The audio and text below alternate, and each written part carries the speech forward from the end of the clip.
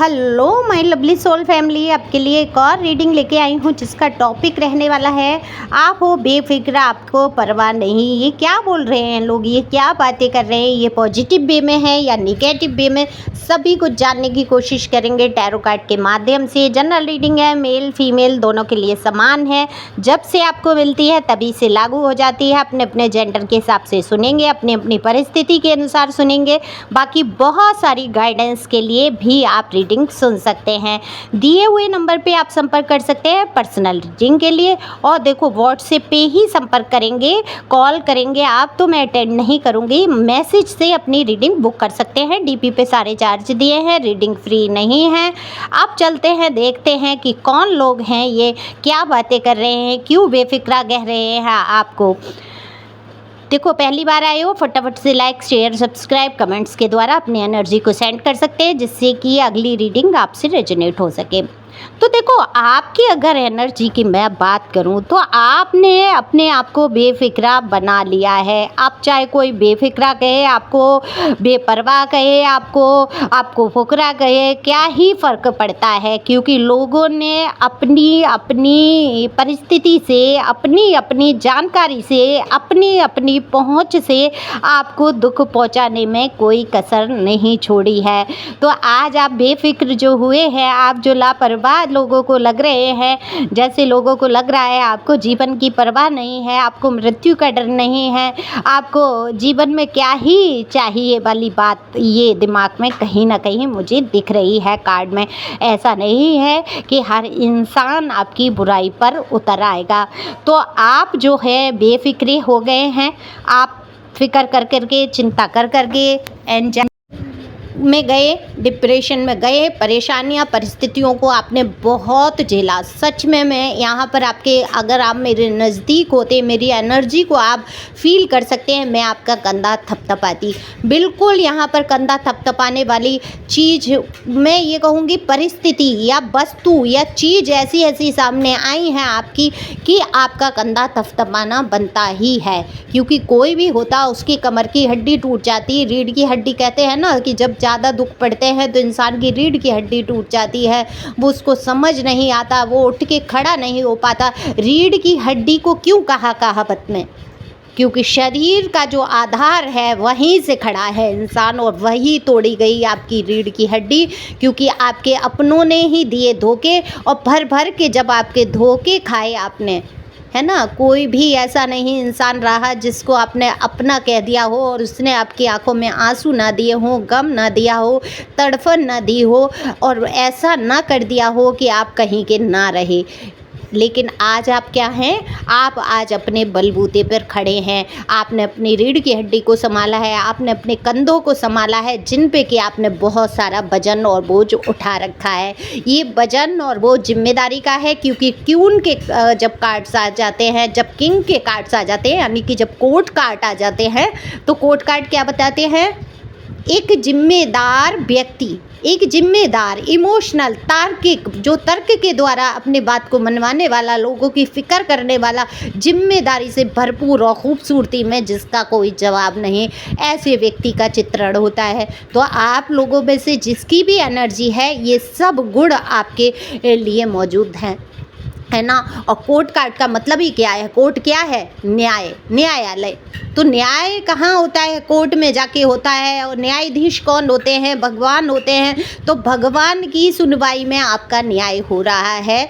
जहाँ आपके साथ अन्याय हुआ है, जहाँ आपके साथ अत्याचार हुआ है, जहाँ आपको धोखे मिले हैं, जहाँ दोषारोपण हुए हैं, आपको पता है पक्के तौर पे मेरा ईश्वर सारा निर्णय सत्य में ही करेगा। क्योंकि ईश्वर कभी भी देखो, यहाँ पृथ्वी के न्याय में हो सकता है फ़र्क पड़ जाए, क्योंकि यहाँ सबूतों के आधार पे न्याय होते हैं। लेकिन जहाँ ऊपर की अदालत होती है, वहाँ सबूत की कोई गुंजाइश नहीं होती है। वो तो सब परमात्मा अपनी आँखों से देख रहे हैं। क्योंकि दुष्टता से भरा हुआ कोई व्यक्ति, उसकी अंतरात्मा में भी परमात्मा है, और एक सरलता से सहता हुआ व्यक्ति, उसकी भी आत्मा में परमात्मा है। तो प्रत्यक्षदर्शी जो आप दोनों ही हैं, एक बुरा एक अच्छा, एक आपके साथ बुरा करने वाला और आप सहने वाले। तो वहाँ क्या देख रहे हैं परमात्मा कि आपने किसी के साथ बुरा नहीं किया, लेकिन आपको बुरा साबित किया गया। तो ये लोग कौन कह रहे हैं कि आपको जीवन की परवाह नहीं है, आपको किसी चीज़ की परवाह नहीं है। कुछ लोग पॉजिटिव वे में कह रहे हैं तो कुछ लोग नेगेटिव। तो पहले ले लेते हैं नेगेटिव। नेगेटिव लोग कौन हैं?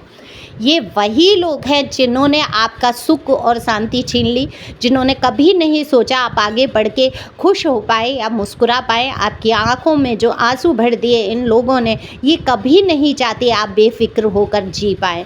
तो इनको क्या लगता है, ये लोगों में प्रचारित करते हैं, ये लोगों से बोलते हैं कि आप बेफिक्रे हैं, आप बेपरवाह हैं, आपको किसी चीज़ की परवाह नहीं है, आप अपनी धुन में रहते हैं, आपने कभी किसी को समझा नहीं।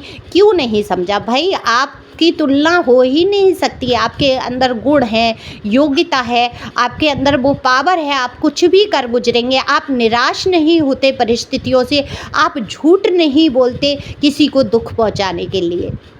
तो ये सबसे बड़ी क्वालिटी है आपकी। अच्छा, सच बोलने के लिए बहुत बड़ी हिम्मत चाहिए इंसान को, क्योंकि सच कभी कभी जीवन से सब कुछ ख़त्म कर देता है ना। मेरी लाइफ का उदाहरण ले लो, लेकिन मैं हमेशा सच पे टिकी रही। लोग मेरा मजाक बनाते हैं, मेरा ही पर्सन कहेगा तुम्हें मिला क्या सच बोल के, और आगे भी देखो झूठ बना देंगे वो मुझे, लेकिन मैं अपने सच पे अड़ी रहूँगी, है ना। सच पे अड़े रहो, सुकून मिलता है, आपको शांति मिलती है। आपकी अंतरात्मा में जो शांति का अनुभव आप सच बोल के करते हैं, वो किसी झूठ से प्राप्त की हुई, चाहे वो दौलत हो, चाहे वो रिश्ता हो, चाहे जो हो, उसमें सुकून कभी नहीं आएगा। जितना मस्त हो के आप सब कुछ खो के आप सच पे आधारित रहते हैं। तो ये सच बोलने की आपकी आदत ने बहुत लोगों को कहीं ना कहीं आपके खिलाफ भी किया। साजिशें रचने में लोग लग गए, आपको नीचा गिराने में लोग लग गए, आपको बेपरवाह कहने लगे। वही पॉजिटिव वे में लोग, देखो ये तो थे आपसे तुलना करने वाले, ये बुराई ज़रूर करते हैं कहीं ना कहीं, लेकिन आपके जैसे जीवन जीना चाहते हैं। किसी के दबाव में आप रहना नहीं चाहते, स्वतंत्र प्रवृत्ति के हैं। आपको बहुत ज़्यादा शासन कोई आपके ऊपर करे वो पसंद नहीं है। तो फिर ये लोग क्या है, दबे कुचले हैं। ये कहीं दोस्तों में दबे हैं, कहीं घर रिश्तेदार परिवार से दबे हैं, क्योंकि इनके मन में लालच है। लालची व्यक्ति ही दबा रहता है। स्वतंत्र व्यक्ति में कभी भी लालच नहीं होता है, तब वो स्वतंत्र हो पाता है। तो यही पॉजिटिव वे में आपके लिए कहा जा रहा है कि आप संसार की कई चीज़ों से मुक्त होते जा रहे हैं। आप बहुत आध्यात्मिक हैं, आपको बहुत नॉलेज है, ऐसा लोगों को लगता है। आपके घर परिवार रिश्तेदार जानने वाले समझते हैं कि आपको पैसों से प्यार नहीं है, आपके संसार की किसी व्यक्ति का वस्तु का मोह नहीं है। आपके पास है तो अब आप खुश हैं, आपके पास नहीं है तब भी आप खुश हैं। कभी भी आप किसी अपने से ऊंचे व्यक्ति को देखकर जलते नहीं हैं, दुखी नहीं होते हैं, और ये नहीं कहते हैं कि आपके पास कुछ भी नहीं है। आपके पास जो कुछ भी है उसमें खुश रहने की कोशिश करते हैं, शुक्रिया अदा करते हैं आप ईश्वर का। ये सबसे बड़ी, तभी तो मैंने कहा आपके कंधे थपथपाने का मन कर रहा है।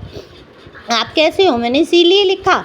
कोई हाल मस्त, कोई चाल मस्त, और कोई खाकर रोटी दाल मस्त। तो आप क्या हैं, खाकर रोटी दाल मस्त। ये हे प्रभु, हे परमात्मा, हे मेरे परमेश्वर, हे डिवाइन, हे यूनिवर्स, हे एंजल, हे एंसेस्टर्स, जो भी आप हैं, जिस भी धर्म से हैं, उनकी प्रार्थनाएं करते हुए ये कहो कि बस अब आपने मुझे भेजा है, सारी व्यवस्थाएं आप मेरी देखो। तो कभी भी कोई भूखा नहीं मरता है, लेकिन अगर करता धरता बन जाओगे और कर्मों का हिसाब होगा कि आपने किसी के मुंह से निवाले छीने होंगे, आपने दुख इतने दर्द दिए होंगे, तो आपका वो कर्मा भी आप भूखे रह सकते हो। लेकिन आपने कर्मा अगर हर जीवन में अच्छा किया है, इस जन्म में भी आप अच्छा कर्मा कर रहे हैं, और किसी कारणवश आपके जीवन में कुछ लोग ऐसे बने बैठे हैं जो आपके मुंह का निवाला छीन लेना चाहते हैं, तो आप सोचो कर्मा किसी को नहीं बख्शता है। तो रोटी दाल आपके जीवन में कभी भी कमी नहीं आएगी, हमेशा आपको भरपूर मिलेगी। आप प्यार भी डिजर्व करते हैं तो लोगों का प्यार आपको मिलेगा, सम्मान आपको मिलेगा, और आप इस बात से बेफिक्र है, बेपरवाह है कि मेरे परमेश्वर, मेरे ईश्वर मेरे साथ हमेशा खड़े हैं, अब मुझे किस चीज़ का डर है ना। वो एक भजन भी है, जहाँ नाथ रख दोगे वहीं मैं रहूँगा, जहाँ ले चलोगे वहीं मैं चलूँगा। तो इस प्रकार की एनर्जी आपकी लोग देखते हैं और यही आपके लिए बोलते हैं कि आपको मृत्यु का भय नहीं है, आपको ये डर नहीं है, और जिसके मन से मृत्यु का भय निकल जाता है वो इंसान कहीं ना कहीं मुक्त है। किसी चीज़ का आपको लालच नहीं है। कितना दुख और कितना दर्द सहने के बावजूद भी ये इंसान अपने आप में डटा हुआ है ना। आप ईमानदार हैं, आप सच्चे व्यक्ति हैं, ये सारी बातें बोलते हुए लोग नज़र आते हैं। तो बेफिक्री का मतलब ये नहीं है कि आप किसी को समझते नहीं हैं, आप सम्मान नहीं करते हैं, है ना, आप उल्टे उल्टे काम करते हैं। अब नेगेटिव लोग तो वही सोचेंगे, लेकिन बेफिक्री का मतलब, यहाँ बेपरवाह का मतलब यही है कि परमात्मा पे सब आपने सौंप दिया है। अब आपको फ़िक्र नहीं होती। अब मेरे प्रभु जो चाहेंगे, चाहे सुख देंगे तब भी थैंक यू, दुख देंगे तब भी थैंक यू। तो थैंक यू डिवाइन लिखना नहीं भूलेंगे कमेंट्स में, जो जितने लोग भी, क्योंकि मैं देखती हूँ 5-5 10-10 हज़ार लोग देख लेते हैं। लाइक मेरे व्यूवर्स जिनको मेरी रीडिंग बहुत पसंद आती है, उनके हमेशा आते हैं, उनके कमेंट्स आते हैं। तो तहे दिल से शुक्रिया आपको अपनी एनर्जी सेंड करने के लिए और इतना सारा प्यार और सहयोग देने के लिए, है ना। आपसे ही मैं बंधी हूँ, आपसे ही मैं जुड़ी हूँ और आपके द्वारा ही मैं आज खड़ी हूँ, है ना। और ईश्वर का तो शुक्रिया है, ईश्वर ही आप लोगों के रूप में आए हैं मेरे जीवन में। तो ये समझो, तभी मैं कहती हूँ आप मेरी सोल फैमिली हो, है ना। तो कम से कम डिवाइन का शुक्रिया। कुछ नहीं समझ आता है, रीडिंग रेजोनेट होती है, आपको पसंद आती है, आपको ये सब सुनना अच्छा लगता है, ईश्वर के संदेश होते हैं। टैरो क्या है?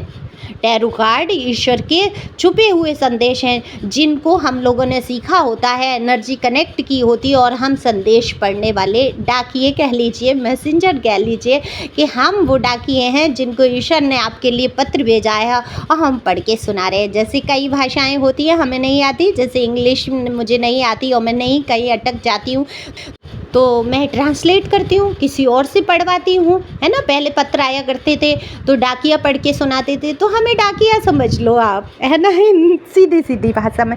तो ईश्वर का शुक्रिया अदा तो कर ही सकते हैं कमेंट्स में। थैंक यू आपका भी, आप सभी का, और thank you divine, thank you angel, thank you God, thank you प्यारे व्यूअर्स, गॉड ब्लेस यू।